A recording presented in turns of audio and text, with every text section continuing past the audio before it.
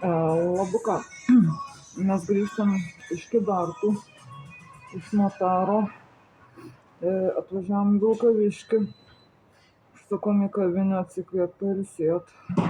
Kaktusas šalia. Man labai patinka kaktusai. Žinokit, paskambino. Aš vakar, kadangi Bartninkų socialinė darbuotoja Alma Daubarienė dirba tik tais dabar ketvirtadieniais, o man šiandien vizitas prieš tai būtinas buvo Kybartuose pas notarus. Aš pateikiau per STIS vakar visus dokumentus, kaip ir visi žmonės dabar daro. Socialiniai pašalpai prasitęs, tarsi viskas gerai.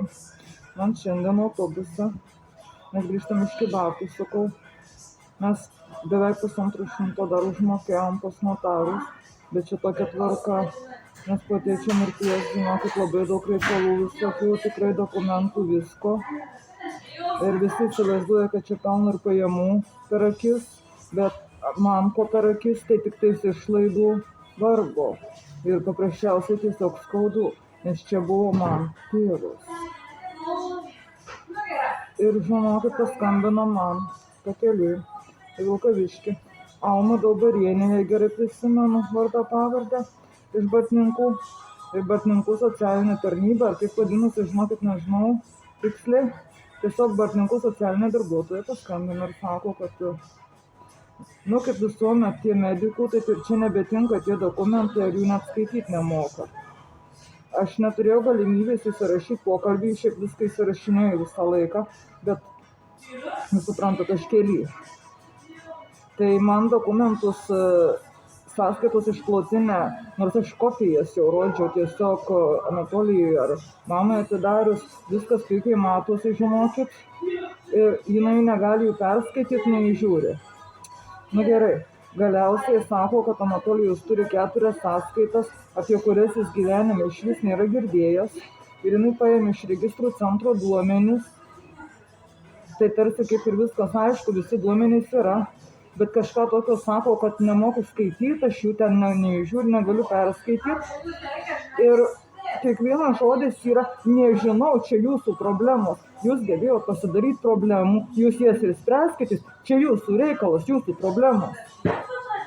Kantrybė baigėsi, žinokit, nes mes ir sergantis labai esam, aš esu labai stiprių vaistų daug vartoju, jie maišosi su psichotropiniais mano ir mane ėda, daug cheminių antivirusinių geriu, daug uždegimų, esu pilna visas sergantis žmogus, mano nervai, žinokit, ant ribos, už ribos, aš 3/1 dieną turiu būti pas psichiatrą, pildyti klausimyną, mano kortelės iš Vilniaus psichiatrų tik atvažiavo šiandien į Vilkaviškį į polikliniką.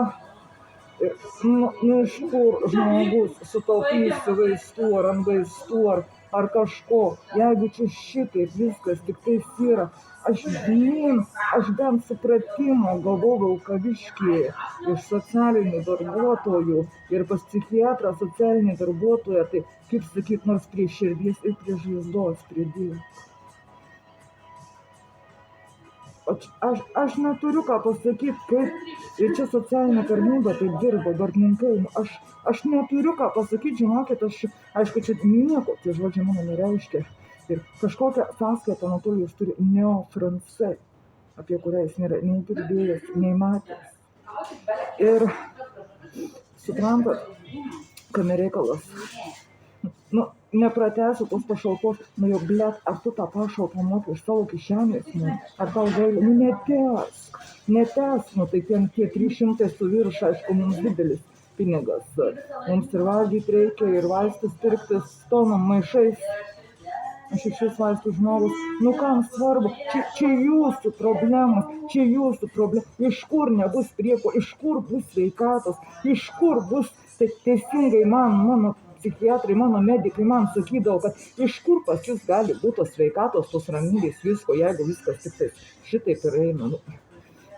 Kažkaip gal susitvarkysim, bet žinokit, nežinau, yra dar toks dalykas, kaip privedimas iki tų ribinių būklių, jeigu man kas nutiks ar atsidursiu žiegždriuos ir dar toliau, tai žinokit, nežinau, kas atsakys už viską, nes netokį čia visi kvailis, bet. kaip visi galvoja.